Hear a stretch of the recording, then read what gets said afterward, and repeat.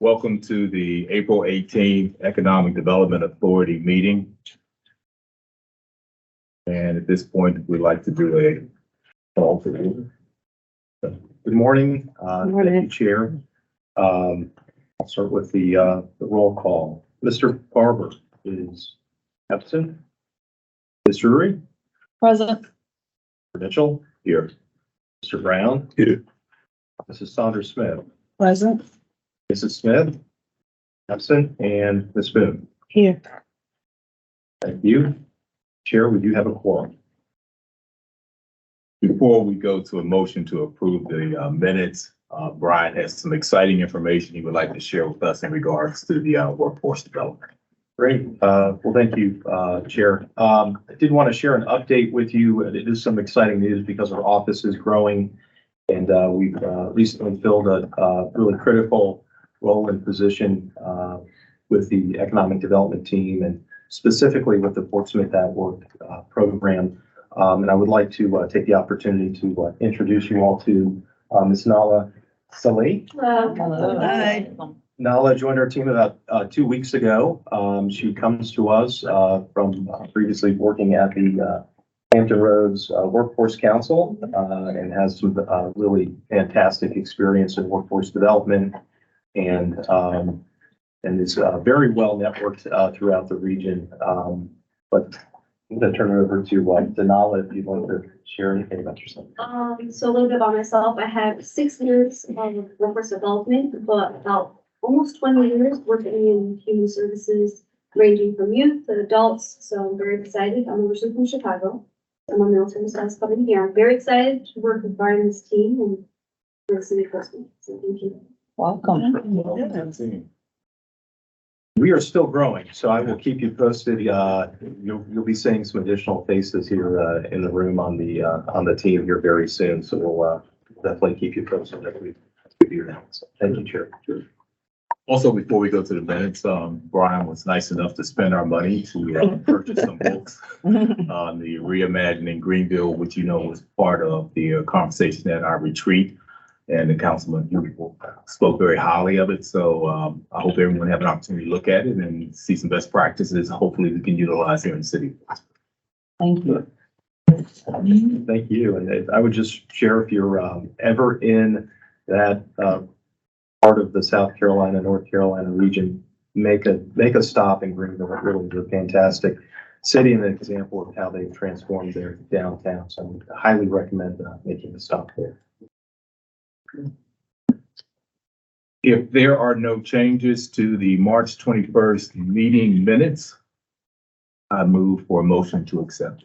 Move for second. Paul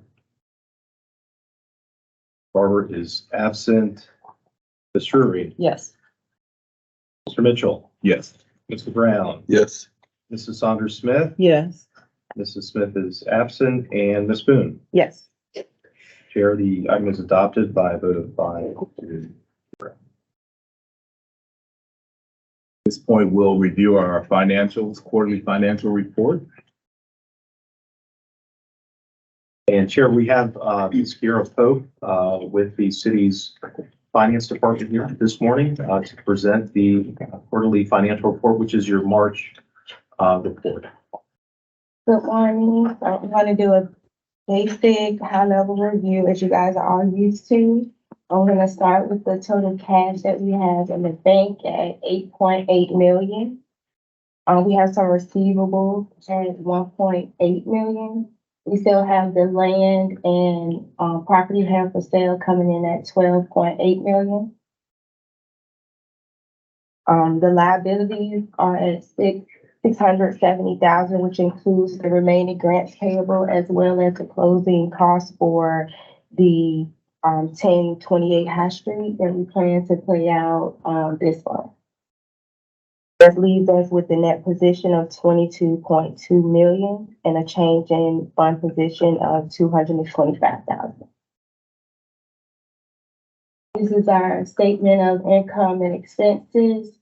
So far, for the sale of land, we brought in $50,000. The remaining revenue just comes from the rental income and a miscellaneous at 185,000.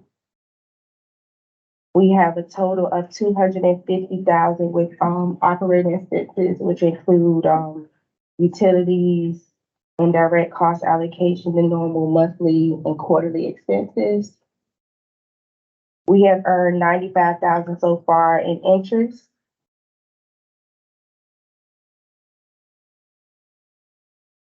This right here just breaks down, the cost of land sold for each property. Sometimes we have individual closing costs. You can see right there, 1028 High Street, we had about $2,000 for the property.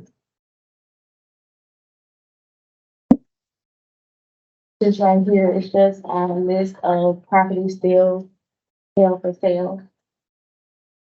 Again, that's 12.8 million.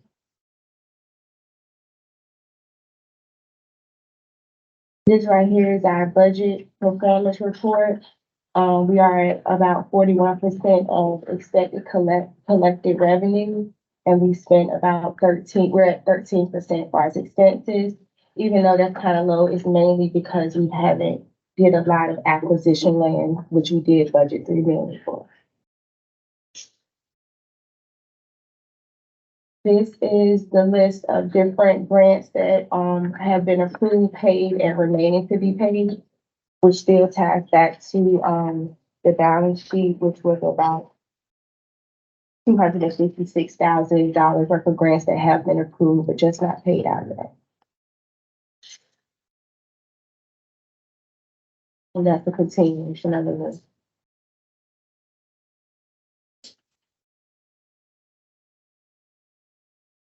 The lease income from the Renaissance, is that coming in as expected? I know. Yes, yes, about 10,000 a month.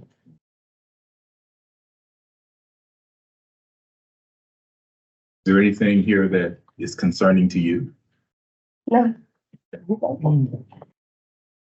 Unless y'all know y'all supposed to be selling some of that land for $3 million. But that's it. Any other questions from the commissioners? Having none, we'll move to the business investment grant program update. Yes, sir. Thank you. I'm just gonna wait a minute for the slide to update. We have, effective as of April, closed out the remaining FY 22 business investment grant awards. Your report obviously is the month, so you'll not see that in the financials, but we have closed that out. We have the one remaining grant, which was Privileged Premier restaurant on Port Street, which has completed their grant work. And we are in the process of dispersing all of the remaining funds, but that fiscal year has been closed out.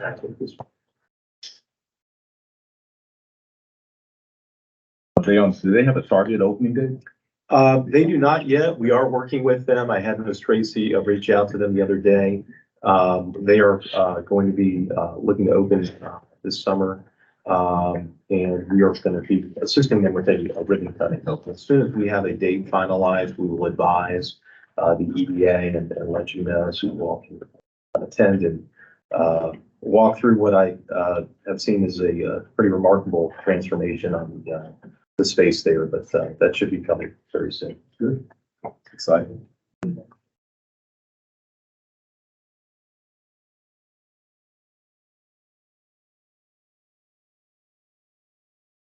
Okay, why don't we have a conversation around the fiscal year 24 budget? Kathy and Lisa. So we met, yesterday to finalize it. We had met about a month prior to go over it, talk about what our thoughts were. And a lot of it came from the comments from the board over the past year on what we. So, I'm going to highlight some of the biggest changes for you. And you can see, I mean, of course, we don't have the actual the final for 2022, but it's we really went through and Brian got to put in where he actually thought we were gonna fall on things so that we would really have a clear picture. But, the proposed budget, the sale of the land, that number, pretty much 1.2 million is based on what we have to sell and what we have under contract. So that's why it looks like a more specific number. Yeah. Yeah, so Brian did go through and really make that a true number for us. Going down, everything else, is pretty much the same. I will say, if you look at, there is one change, the lease income for the Renaissance Hotel has always been at 125, and that's a number I think we've got ingrained in our heads. But according to when we had our audit, that's really not the way we should be doing it. It should be half going to the lease income and the other half going, or 75,000 going to lease income and 50,000 going to the rental investment income. So that's why the number has gone from 125 to 75,000 there. And the 50,000 remaining has moved up to the rental investment property. Now, you don't see that looking like that's a $50,000 change there, but it's because, we lost the lease, payment at Columbia Street. So Columbia Street came out, 50,000 from the Renaissance came in. So it's just doing what the auditor said we should be doing. What was the Columbia Street amount? The amount that came out? It was a rental payment for one of the suites there at 301 Columbia. The city police department had a lease. I couldn't tell you I that think it was like almost 33 to 3,400. per month. Yeah. That sounds about right. So that came out, 50,000 came in. So the 125 is still in there. It's just written a little differently. Going down, so, we kept in the 3 million for land acquisition. Really, that's a fluid amount going from last year to this year because we know we haven't spent it. But we know we want to spend it, so that, and I think we're all, as we've all been discussing. So that stayed the same. And really, everything else is in line until you get down to training and travel. We did take that up from 12,000 to 20,000, and that's just also based on our conversations that we would like to attend more events, educating the EDA, the commission, and being more involved. So that we did put extra money in there for that. Any questions on any of this? I would say that we looked at the amount of money that we were putting into our business development grants, and we thought that, we were pretty stable, that we didn't really need to increase that. But we did recommend that we maybe look at some of the guidelines for one, so that we could expand the businesses that can apply for those who've been in business for a little bit longer, so that there's some we want to look at their frontage to make sure that's in line with what we want the city to look like, and to allow them some incentives to do that. Yeah, and it was because, as we talked about, I think a meeting ago, one of the grants has a stipulation in it that you have to be expanding by so much or be in business for so many years. We do have that as a requirement as well, but I believe specific issue is our real property investment grant has a requirement that existing businesses must be expanding by a minimum of 30%. And that holds back a lot of the ones that we feel, maybe we should be actually looking at them and helping them. Because they're not going to expand, but helping them with, especially their outside. What is the 30% expansion based on? New customers, business growth? Their physical space and the actual Physical space. expansion of the business and their operations. So that's been kind of a guideline that we have required since the program was launched. But what we have seen is there are a number of businesses that have physical limitations and don't have the ability to expand, but they are looking to make improvements to their space. And that has been limiting, that. And this is a situation where they're improving, the facility, and it's not a maintenance related item or anything of that nature. They're actually trying to improve the space that they're operating in. So we will take a look at that, but we felt that the numbers were in line. That one question, I know we've been having some preliminary discussions around developing some property ourselves initially. This survey and appraisal numbers seem relatively low. Is that something we would factor into the budget now? Or is that something that we would do once we get a better understanding, demolition costs, architectural drawings, things like that? We've done,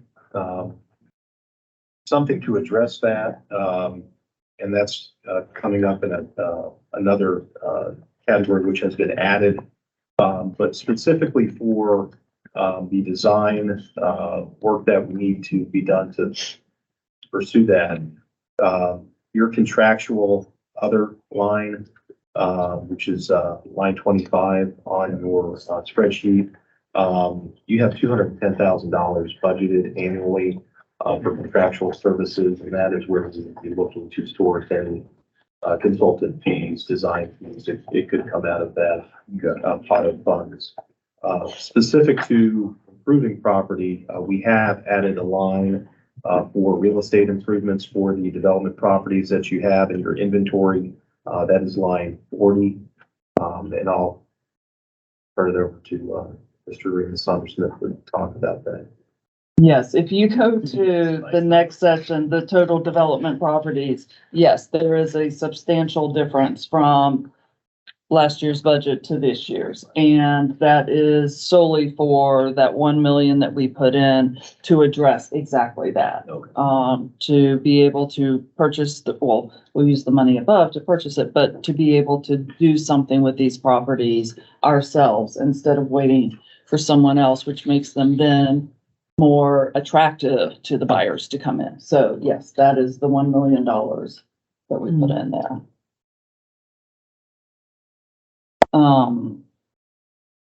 And that really, and that also includes, like we were talking about, and you'll see it later, like we were talking about the new project that's about to close down on High Street. And then also doing something like, say, with some of the other buildings on High Street that we've talked about that we already do own, that we rent out, that we could then really make an improvement and make a difference on High Street as we're going forward with the Innovation District.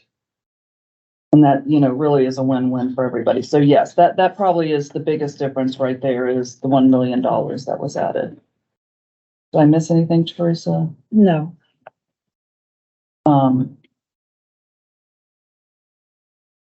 Councilwoman Moody. Yeah, the land acquisition number, the $3 million, how's that derived?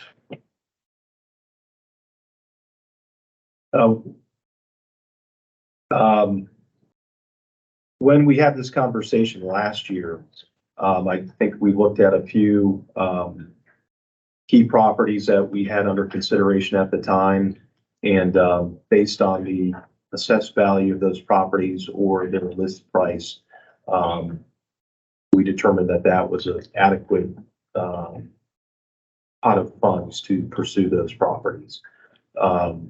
We felt like that was an appropriate number to carry forward because we're in the process of making some of those acquisitions now, but we're also looking at other opportunities. So it's based on assessed value? Assessed or list price for properties that are currently on the market, yes. This number, as any numbers in the budget, can be modified through an amendment. Should there ever be a desire to move that cap in the future, if a development opportunity presented itself and we had exceeded or bumping up on that $3 million amount. Okay. And as a note, that was also, brought up the cap. That was one thing, Teresa and Brian and I really talked about yesterday was, For example, the workforce development. We kept it where it is. I know in the past few years, as it's grown, we've talked about, okay, do they need more money? Because that's really important to us in developing the workforce here in Portsmouth. But we thought that, with our new person coming in and everything that she's doing, I mean, she's really taken a step back to look at it, evaluate it, see what needs to be changed, see, using other opportunities, but also really bringing in some new partners and some new fresh money so that we're not paying for it all and we're getting partners to also throw in some money and some grants. But that was one thing when we asked, does it have enough money because of that? But we also know that if there was a need for more, that we could come back and make an amendment. And that was the same thing on the 3 million, when we talked about that in case something really big came up. Right, even though we had not spent the money the year before, so we really didn't have anything to base it by, but we know we wanted to aggressively look at some key properties that we want to put in our portfolio.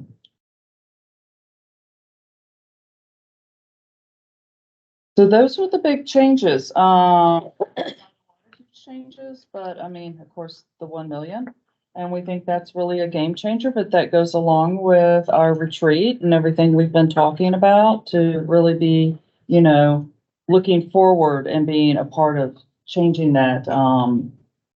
So any other questions or comments? Is there anything in regards to marketing? And where I'm going to is there any feasibility of doing joint marketing if we're trying to get people to pursue jobs in the trade industry?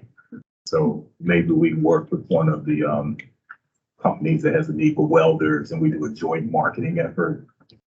I think so, and I would defer to the staff because that was a lot that Brian updated us on what she's doing now. We have obviously through our department, the ability to market various programs on behalf of workforce development and economic development as well. We have included in your budget a business development line, which could include marketing underneath that. There's $55,000 that we have programmed and allocated for that.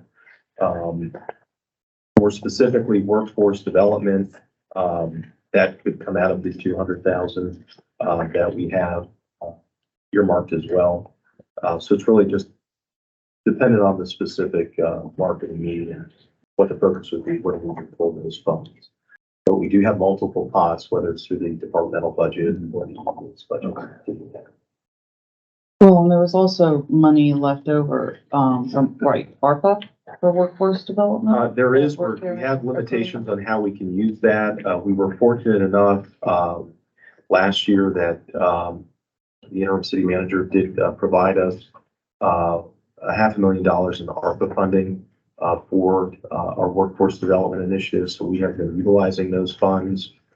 We've expended about 50% of that. And we have the remainder of that, which we'll be using in FY24. We do have a spend down requirement of June 2024 for that. So we'll be working to spend that $250,000 down over the next fiscal year. In addition to that, we have also been included in the city's action plan for community development block grant funding.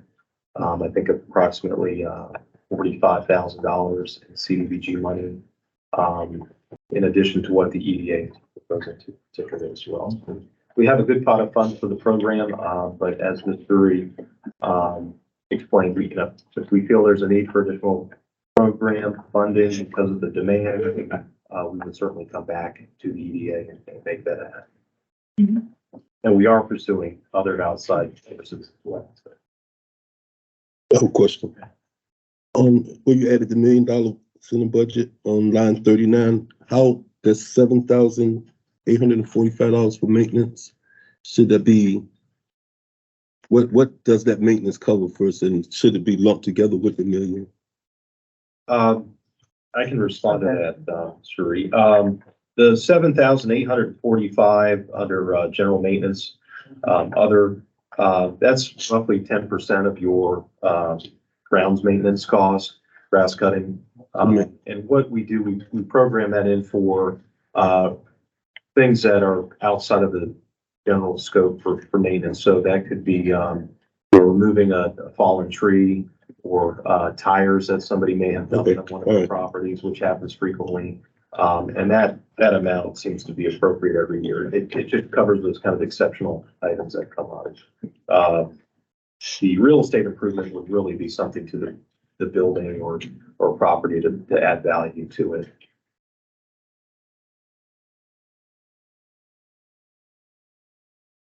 Any other questions or comments? Thank you, Kathy and Teresa, for your work. For additional questions, we will move forward with business investment grant program.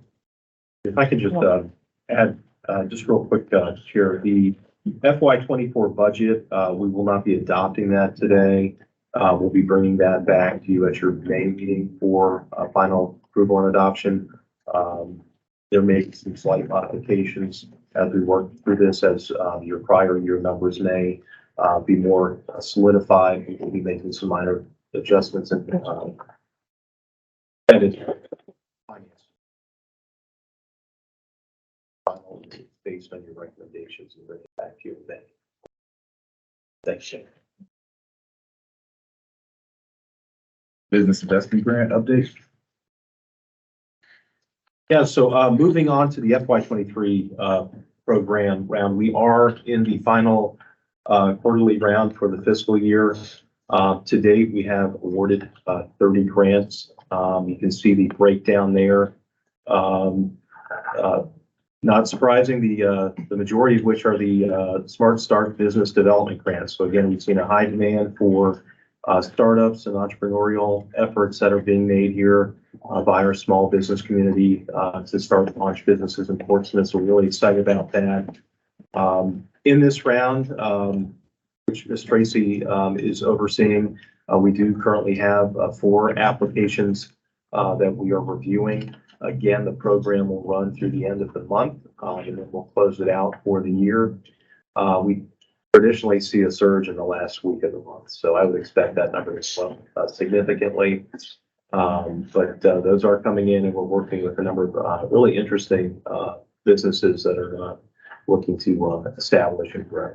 So we'll keep you posted on that. There is a report in your financial package on those applications, those individual applications that have come in.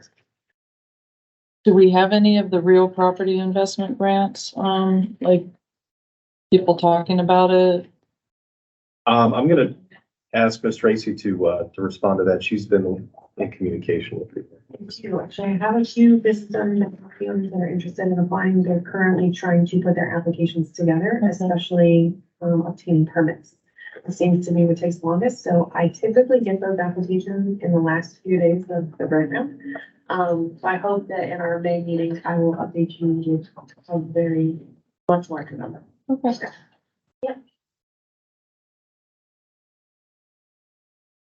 The only question I have, and I'm going to try to push this year, is how do we go about telling our story? So by leveraging social media where we can, but those are great examples of successful businesses in Portsmouth, and really creates us as maybe a city where startups work. So I think whatever we can, we ought to try to leverage that message. So is that going to be part of the state of the city? It's certainly part of the mayor's focus, and I don't want to share what his mark will be, but certainly something that I think is going to be referenced. And what I will share is that we have been in discussions with our marketing and communications department for launching a wide Portsmouth campaign, which that would be a part of these programs to really kind of highlight our business community, why they're in Portsmouth, what they're doing in Portsmouth, and how we've assisted them. So we're going to be working to identify specific businesses and trying to highlight those and provide a case study, if you will, for why they are doing what they're doing and why they need to choose Portsmouth. It's great. Yeah, no, I'm sorry, go ahead. You know, some of you may remember it, but a while back, there was a program, a business ambassador program, and which I thought was a good idea and very successful. I don't know if you remember that or not, Brian, but what it consisted of is successful businesses in Portsmouth who were the ambassadors, and you know, different organizations would invite prospective businesses to these meetings, and the meetings were a meet and greet function.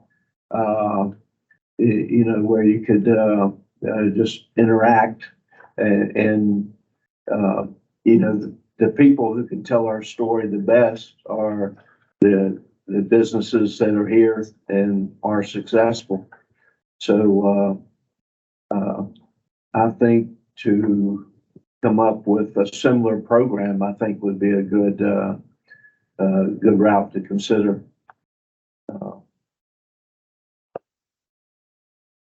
And to piggyback on that, I guess I was saying, one of the things we definitely heard when talking to Greenville was that how important it was that citizens knew what you were doing and seeing that story, because we are sometimes our worst critics, and we need to get our citizens excited about what's going on in Portsmouth. So whatever we do, we need to make sure that they know, and we can't keep it in this silo.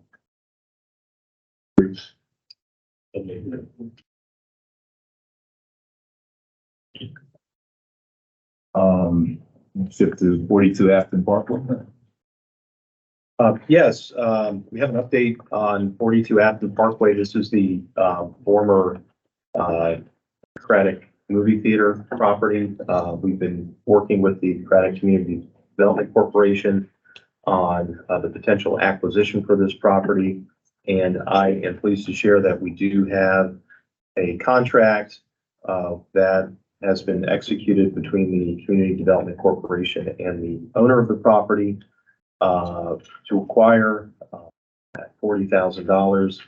There is a need to assign that agreement to the EDA, and we do have a resolution prepared this morning to do that. If you'd like to move forward, happy to answer any questions about the property and the process, but we do have that under contract. We have the ability to have that under contract as it. Great, we're definitely making some moves over there. I think the community should be pretty excited about what they're seeing. We are, and I was in Craddock yesterday. One of the business owners stopped me, and we had a conversation. He expressed his excitement with some of the acquisitions that we've made and our plans for the community. I didn't share with him what's on the agenda today, but I do think we're making some good headway. I think the community is realizing that, noticing it, and it's being responsive. So a lot of activity. I move adoption of the resolution. I'll second. And by Mrs. Smith.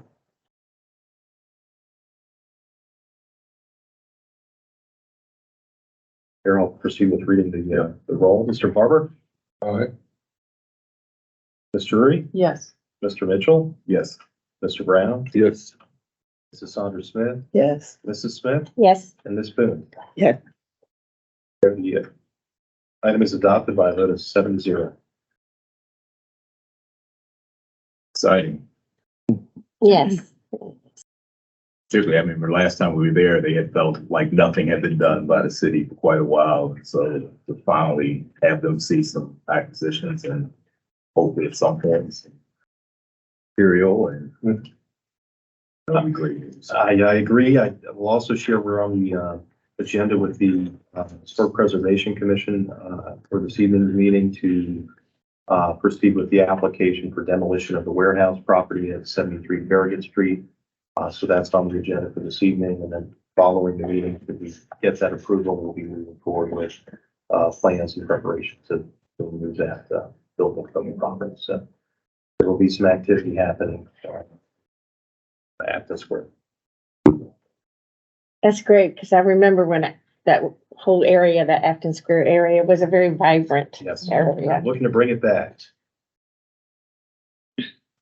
Lastly, on the new business, Brian's going to talk to us a little bit about his presentation to city council in regards to our retreat. Well, Chair, if I can just add, we do have one item, additional item for business, that's 700 Crawford Street. Just to give you an update, we are under contract, as you're aware, with the Green Company to transfer the property on behalf of the city for the development of Harbor Vista Phase 2. We've been advised that we're looking at a May closing, so just a few weeks out from that property being transferred. But we will have a need to discuss an item related to that.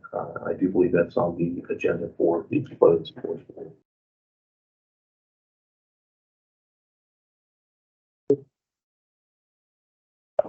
Okay. We were all excited about that, and I'm excited to share as well.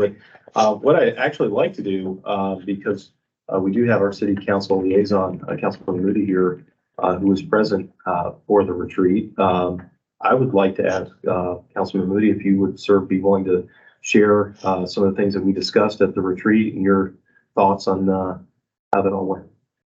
Well, you know, it's the first retreat we've had, and I think it was 4 years. So it was good to get a council together that was interested in discussing, you know, our vision for Portsmouth.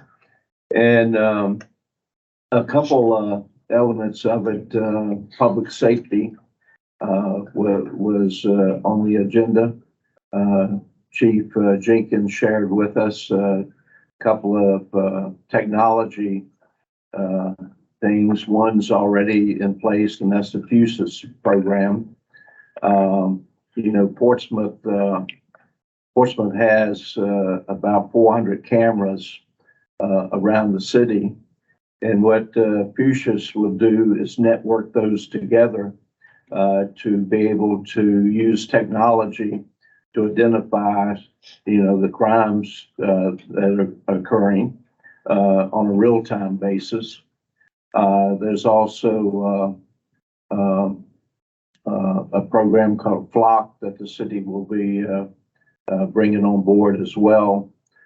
And that will network with other cities in the area. I think Chesapeake, Suffolk, already have those. I think Norfolk's in the process. Excuse me, Holland is whipping my butt this morning. But those two things together will be a major benefit. In fact, the chief did a real-time demonstration of Flock. He asked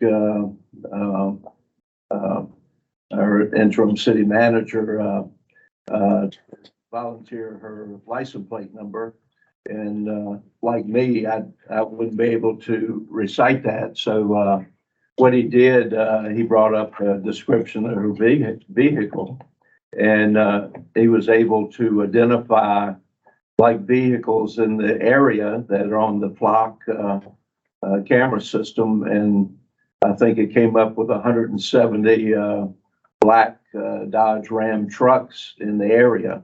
Obviously, if he had a license number of a car that a witness had identified as part of a crime, then as that vehicle passed each one of these camera points throughout the region, they would be able to identify and track the perpetrator of that crime.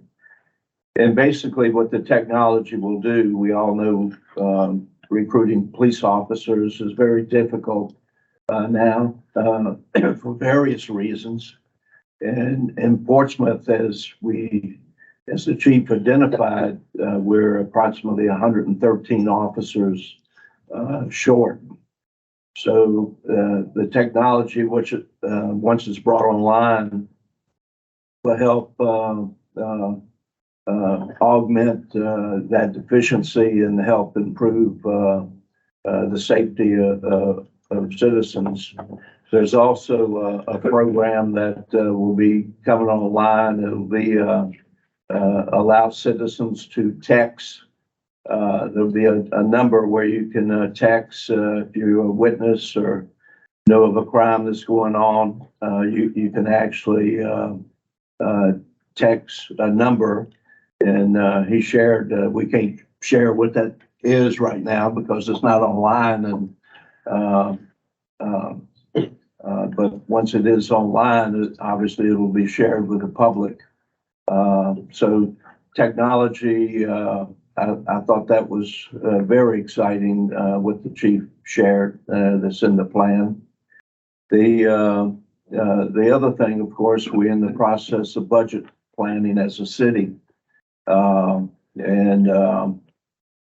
We have a public hearing coming up next Tuesday. And I think it's extremely important for the public to weigh in on where you want your money spent. A part of that, Janie Culpepper, who is our interim assessor, was at the retreat and shared with us some information. As you know, there's been some people who have had some surprises on their assessments. Surprises not in a good way, particularly on the land values and some other things. And I encourage you, if you're not comfortable with your assessment, you feel it's not fair, you can Ms. Culpepper and her staff is willing to meet with you to present your case. In fact, you can get the application and really reserve a time slot online to go discuss your particular assessment. To date, she's already revalued $182 million in real estate value. In other words, that's money that will value that will go back to the citizens. Now, the implication on the budget is approximately $2.3 million will come off the revenue side of the city. And that's predicated on our $1.30 per hundred. And she feels there's probably another, maybe even another 100 million, 182 million that might come into play. But the bottom line is that Janie was our assessor for 6 years, about 4 years ago. So she brings a lot of expertise to that department, and I think her presentation give everybody a good comfort level that our assessor's department's in good hands, and those issues will be in the rearview mirror very shortly. And there were presentations from various departments. There was good, healthy discussion among council members on the budget and how we feel that the money should be spent. And my colleague is here, and Mark, feel free to add anything to that. And maybe pertinent to this group. So Brian presented economic development opportunities, highlighting the maritime world, the logistics world around the port, and residential investment that's being made, which precipitate or actually led into a discussion, kind of a follow-on to the discussion that you all had at your retreat about the need to get City Council and the Economic Development Authority together in a retreat kind of format. I think we all appreciated that format because it gave us the opportunity to speak frankly, honestly, somewhat freely. And I think having that kind of same environment to have a conversation between council and you all regarding what do we want to do downtown, like was discussed during the retreat. What are some other opportunities around town that for you all to fulfill the vision that you have, that city council needs to be a partner in that. So I thought the economic development discussion that we had was healthy, and so I think between the city manager and Brian, I will be looking for that opportunity to get council and the EDA together in a retreat kind of format to have conversation that yields more than the sound of crickets. And I think it's very apparent, especially getting council together in a format where we can actually have conversation. And I think it's very apparent that we have a council now that wants to move ahead with the development of our city. And I think this board can take comfort in knowing that you have a council now that's very supportive of what you're doing. And economic development, we did spend time on talking about some of the past proposals and developments that have been presented, but we didn't have councils that wanted to pull the trigger on them and move forward. There was discussion, obviously, of the former Holiday Inn site. I'll be glad when we don't use that term anymore. But there's certainly a lot of interest in getting that developed and marketing it throughout the country. There was also discussion on the property on Willett Drive, so Willett Hall Place as a public safety facility for our police and fire. I think council is in the process of discussing that. There's few different opinions on whether it should be move ahead as a total complex or do it in stages. But that was a very healthy discussion, and I look forward to that. We definitely, in my opinion, we definitely need a facility for our police and public safety, other than moving them around like a nomad. As we know now, they're in a facility that wasn't designed for that. But all in all, I've been to a lot of retreats. I thought the discussion was very candid and very open. And the only thing I was hoping it would be better would be more public participation as far as coming in and hearing those presentations and discussions. I think that would give public a more positive view of our city and the leadership that we have and staff and city council as well. But that's about it. Sounds great. Sounds great. I just have one question out of curiosity.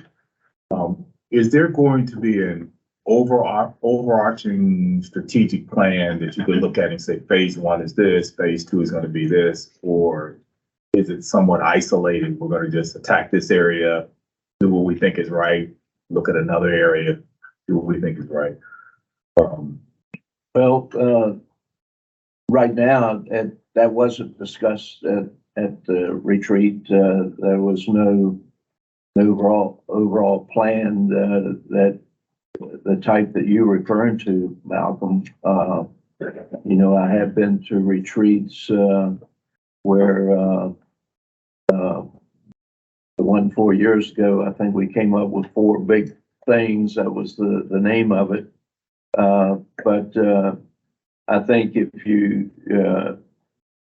had to label this retreat, was there would be public safety, economic development, and education.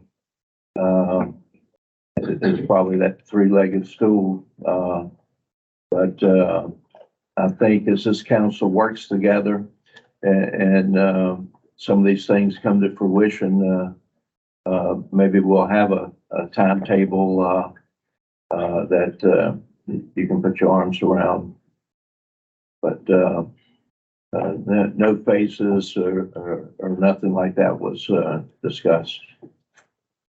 So to Councilman Moody's credit, maybe to his time on council, he assembled and provided each of us a package about yay thick of history of plans for things around the city.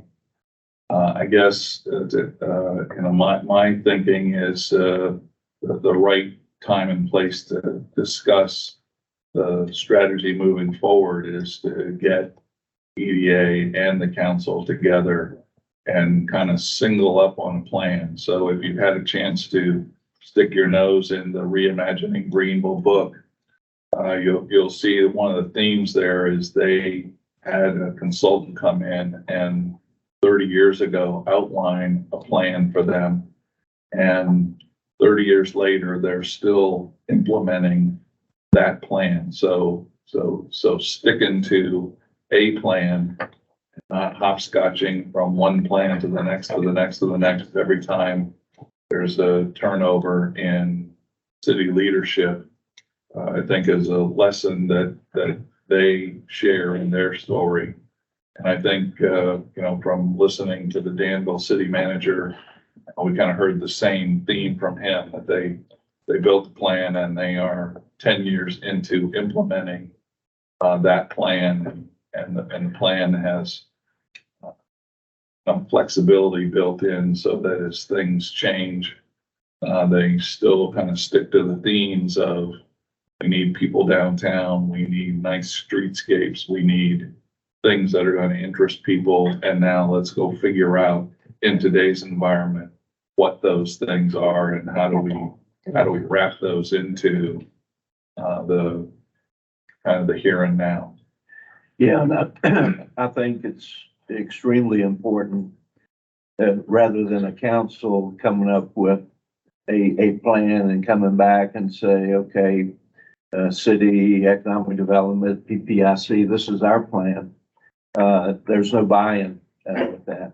I think a plan has to come from EDA, from PPIC, and other organizations throughout our city. Then everybody has buy-in for that plan. And if a council changes at that point, that plan is well known, and there's a lot of other buy-in rather than city council. And hopefully, once the ball gets moving, a change or two in the council can't stop it at that point.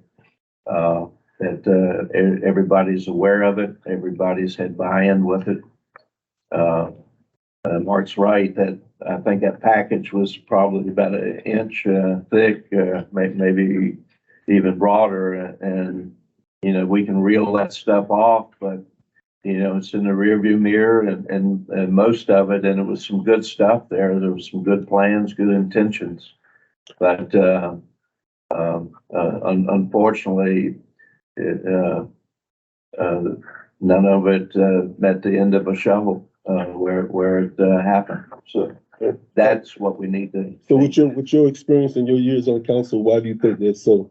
Is it because the plans come in unsolicited and they get rejected, or do we have solicited plans that they actually sit down and have a conversation about moving forward with? Well, I think it's just a turnover in councils and management. For the most part, Anthony. I think that was, probably the reason most of it didn't materialize. Some of it was probably economic change, as well, but, I would say, leadership, change in council, change in, upper, management. I gave you another thought on that. So when we have too many plans, the resources get split up, going in too many different directions. So I think, one of my hopes, frankly, to get EDA and the council together is to not only single up on plans, but then to prioritize plans.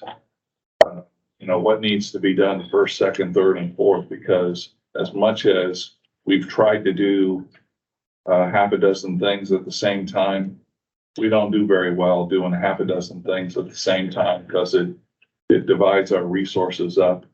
And frankly, it divides our attention away from, let's get the most important thing moving before we move on to the second and the third and the fourth. And like we talked at your retreat, it's my opinion that if we're going to prioritize anything, we got to prioritize the thing that's going to drive the economic engine of the city. And in my opinion, that starts downtown. So we probably ought to be thinking about, and this is where you all come in.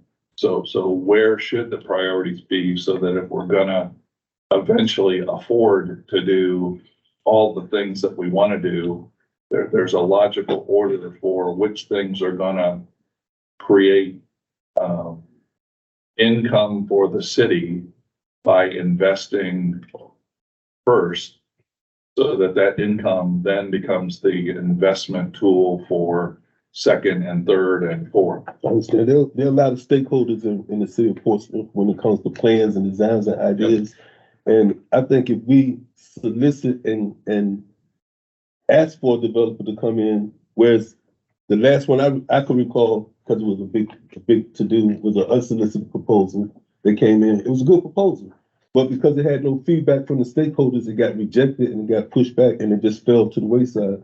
And if we actually have a conversation with the stakeholders, the people that's in these areas that we're trying to redevelop, find out what they want there, and then solicit a plan to do that, then future councils will have to adhere to that plan, because it's something that the stakeholders had a say-so in. Council is already approved, and it should move forward throughout the whole council, like Greenville and those other cities that had 10 years of council go through, regardless of who the members were, 10 years of council go through, but the plan still was adhered to. Right.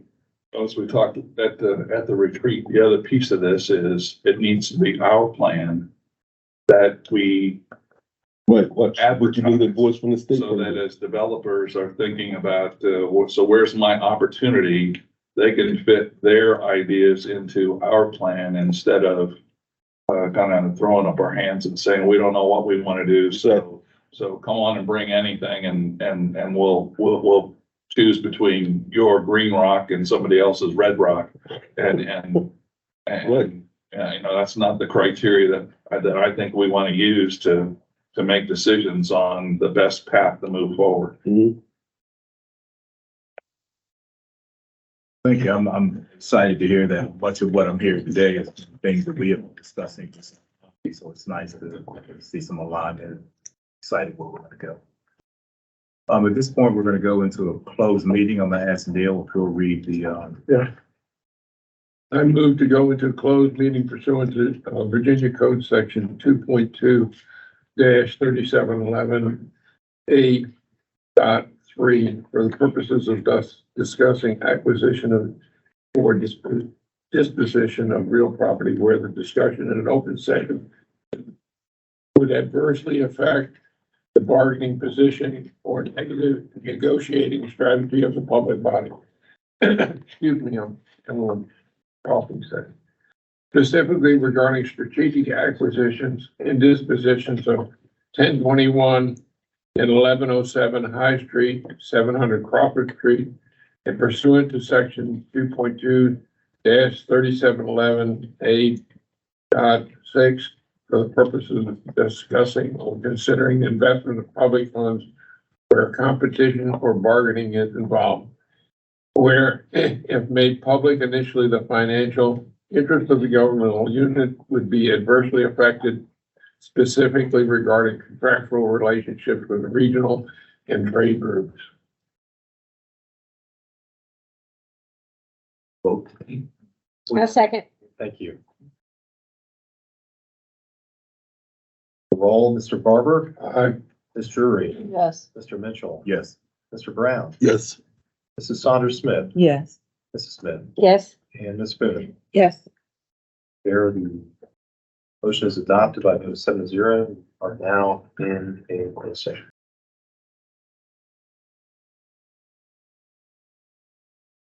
I hereby move that each commissioner certify that to the best of his or her knowledge, only public business matters lawfully exempted from the open meeting requirements under the Freedom of Information Act, and only such business matters as were identified in the motion by which the closed meeting was conveyed, were heard, discussed, or considered in the closed meeting just concluded. Or need of a second Second. round. I'll read the roll. Mr. Barber. Aye. Ms. Drury, Aye. Mr. Mitchell, Yes. Mr. Brown, Yes. Saunders Smith, Yes. Mrs. Smith, Yes. and Ms. Boone. Yes. Item is adopted by a vote of 7-0. We are now in open session. I'd like to move for a motion to accept the Harbor Vista Minority Participation Plan. Do we have to amend the agenda first? I think it's acceptable to do it by motion. Okay, so move. Second.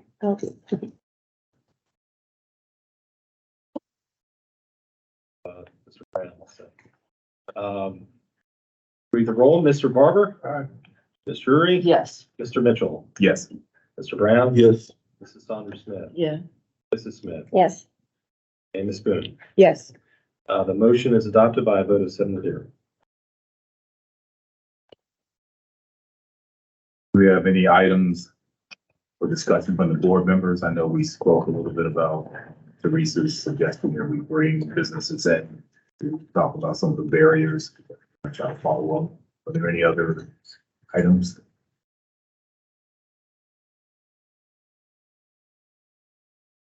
Being none, we will move to report back. Yes, thank you, Chair. I do have just one item that I had hoped to share at your retreat. It was not ready at that time, but it's kind of an exciting concept that was drafted. On the screen, you will see the current condition of the property at 1028 High Street in the City Innovation District. And we have been talking obviously about, you know, how can we get a little bit more creative and involved in making this area change in terms of its overall appearance and some beautification and improvements. So we did have the consultant prepare rendering. Amy, can you just increase the size on that just a little bit? There you go. Really just trying to envision how we can activate some of the space there for public use and obviously activating the buildings as well. So the concept here was a green space with some outdoor seating, and then at the back there is a what is identified as a potential location for a maker space. But we thought this kind of quick study and rendering really capture the essence of, I think, what we can achieve there in that corridor. And I think it changes what is right now kind of a void in the community to a very welcoming environment that we would want people coming to. So just wanted to share this with you. I thought it was helpful to kind of envision what's possible in the Innovation District. And I've heard before, but I'm gonna ask you, can you speak to us about your concept of a maker space? How do you see that? Yeah, so we're looking at Things that the study of the Innovation District has identified as potential uses and opportunities for the EDA to support bringing new innovative businesses to the district. And one of those things is a makerspace, which would be a venue where small scale manufacturers, businesses could locate, could lease space, almost like a co-working space, but for small manufacturers to locate and operate out of. So that could be people who are 3D printing products, or perhaps doing some woodworking, pottery, almost like a studio, if you will. Some of these spaces exist. There's actually a privately run facility over in city of Norfolk. And I think there's an Well, opportunity. there's the woodworking one. There is. Wood shop, which is an incredible maker space, and that's just Yeah, so there's blowing. it's certainly an opportunity to look at that as being a new opportunity. We do get a lot of businesses that contact our department that are working out of their home, maybe in their garage, making something, and they outgrow that space, or they don't have access to the right resources. So we've investigated that. We've also looked at a commissary kitchen, where different food purveyors can rent space to make their products in a controlled environment that meets health standards in the health department. So we're looking at new opportunities that we have not explored previously, and that's really just an example of one. In addition to community spaces as well, where we can host a number of events or gatherings. So this is just to kind of give you an idea of what can be done when we start that conversation about real estate improvements for properties that we how do we actually envision that? I mean, like a brewery there would be A incredible. brewery would be another good use of the property, and I think in that location would be perfect. And this ties into the zoning and some of the aspects of the study where we're assessing the zoning for that area as well. But just wanted to share that with you. I had hoped to have that at your retreat. It wasn't ready yet. I have just a couple of things. This is thinking out of the box, you all. But on 60 Minutes recently, not 60 Minutes, Saturday morning, they were talking about small cities and how they were making the best use of the properties that they had. And one of the things they had was a lot of churches that had been abandoned in their communities. It's like Portsmouth, like something like Portsmouth. And I thought about that Methodist church that was around the corner that I think they don't use it anymore. But anyway, have we ever thought about, and what they were turning it into was some were apartment buildings, some were restaurants. And I don't know if we've even ever thought about those type of structures if they're willing to sell, at looking at some of those. I had a friend who renovated a church and made it into a home, and absolutely just incredible, stunning. And then you got Freemason Abbey, which for years, has just been an incredible experience. Yeah. And one of them they made into a luxury apartment. It was just amazing. So I know we don't typically think of those types of structures, but I thought that was The interesting. way you're thinking, say that we can certainly look at those possibilities as well. One of them. Right. And also we were thinking of talking about what can we do as an investment type of thing into the city. And we were talking about the fact that we don't have a grocery store here. And we may not have one for the next 10 years because we got to have density, like you say, to bring that kind of a thing here. But maybe if we thought out of the box, maybe that's something that we could do. I mean, have you ever thought about something like that we could eventually sell, of course, but to get it started, something that was actually needed in the city that could benefit the city? For year round, farmers market, it's not limited. I mean, you can put it at some building. Yeah, market, grocery, yeah. Because it's obviously something that's needed and we just can't seem to get the density to get it here. I think that's a thinking out the box thing. Yeah. I love it. So, Well, and that would go along great with the maker space, concept. So Brian, so we wanted to go forward with this. What does the timeline look like on something like this? I mean, I know you have to be specific. But Yeah, well, I think, we're, in terms of, making some improvements to property, I think, first and foremost, we have the, upcoming fiscal year budget, that will need to be adopted, so we have the resources identified. But we can begin working, with, some consultants to begin the planning process. I think we've got resources for that now, because these are things that, would need to be, whether it's this property or another, we need to have plans prepared so we could put something out, first price it and then put it out to bid. So we would need to begin that process for procuring and planning, designing, and then procuring those improvements, but we could certainly begin working towards that. Obviously, the property here, we own the vacant land, but the buildings, we're under contract, we haven't closed on it. So, we need to ensure that happens as well. Who submitted this? Who's the developer that submitted this rendering? So this is the group that's doing the innovation district study. They prepared the renderings. There wasn't a. But you would need an actual, if we were to move forward, you would need to put out an actual RFP for site plan, for plans for that space, or would you use this plan and solicit a developer to build to this? Well, I mean, there's a couple of ways you can go about it. One is, the property that EDA owns and controls could be, put out for a formal solicitation for a developer to come in and purchase it and do it. The caveat is, well, if that's a possibility, why hasn't it happened so far to date? I think where we're finding ourselves to be is in a position where, because the private sector hasn't stepped up, there hasn't been an interest. The EDA is willing to still take a little bit of that risk and at least get it started. So a possibility would be, to take some of the existing buildings and, make some exterior improvements.